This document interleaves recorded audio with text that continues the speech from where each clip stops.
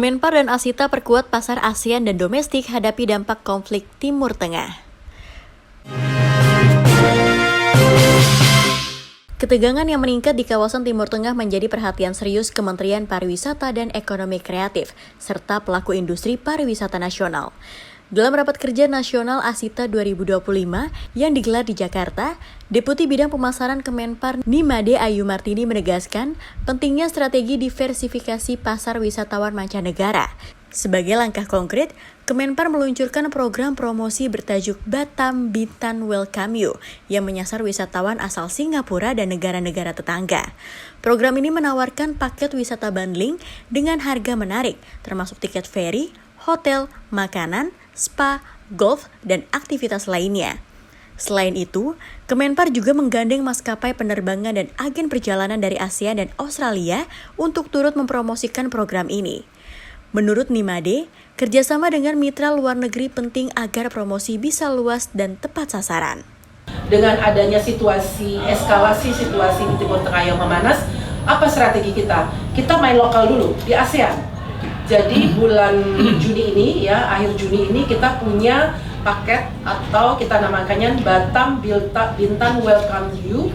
Dari Singapura itu datang ke Bintan dengan paket-paket yang murah. Kalau mereka nyebrang sendiri, harga ferinya mungkin tinggi, tapi kita bundling. Jadi dengan ferry, dengan restoran, mungkin dengan paket spa, main golf, tinggal di hotel dan sebagainya. Hal-hal tersebut yang kita lakukan dan bekerja sama dengan airlines dan travel agent dari luar, sehingga dari Australia, dari ASEAN, dan kita melihat pergerakan dari Vietnam juga semakin meningkat ke Indonesia. Sementara itu, Sekjen Asita Budianto Ardiansyah menilai bahwa situasi geopolitik saat ini perlu disikapi dengan langkah mitigasi yang matang. Menurut Budianto, Asita telah menjalin komunikasi aktif dengan mitra pariwisata di luar negeri untuk menyampaikan bahwa Indonesia adalah negara aman dan siap menerima wisatawan internasional. Selain fokus ke pasar internasional, Asita juga menekankan pentingnya memperkuat pasar domestik. Ya memang situasi ini kan masih baru terjadi ya. Dan masih kita amatin situasi ini berkembang ke arah kemana ya. Tapi tentu saja memang kita harus punya satu planning mitigasi yang baik supaya kejadian-kejadian di luar ini justru bisa memberikan dampak positif bagi Indonesia ya. Jadi bukan menari di atas penderitaan orang lain, bukan ya, tapi inilah satu opportunity yang mungkin bisa kita ambil ya, supaya ke depan atau nanti pada saat negara-negara lain itu ada hambatan untuk menerima wisatawan, kita bisa ambil kembali. Tadi sudah dikatakan oleh Bu Made melalui upaya promosi dan funnel atas dan sebagainya. Nah, kemudian yang akan kita lakukan dari Asita adalah tentu saja memberikan satu pemahaman, satu informasi, terutama kepada partner kita di luar negeri bahwa Indonesia aman untuk dikunjungi. Ya.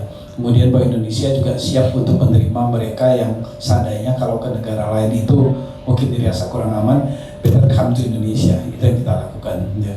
Dan yang lainnya tentu saja juga strategi penguatan pasar domestik juga menjadi concern kita juga ya. Salah satunya memang masih ada kendalanya memang, yaitu di harga tiket pesawat ya. Tapi pelan-pelan mudah-mudahan ke depan kalau harga tiket pesawat ini bisa makin turun, bisa makin kompetitif ya. Kita berharap pasar domestik Indonesia juga sudah bisa menjadi lebih bagus. Dan ini sudah terbukti pada saat COVID. Ya, pada saat pandemi di mana negara-negara lain mengalami kesulitan, justru di Indonesia ini kita bisa kuat karena kita masih punya pasar domestik.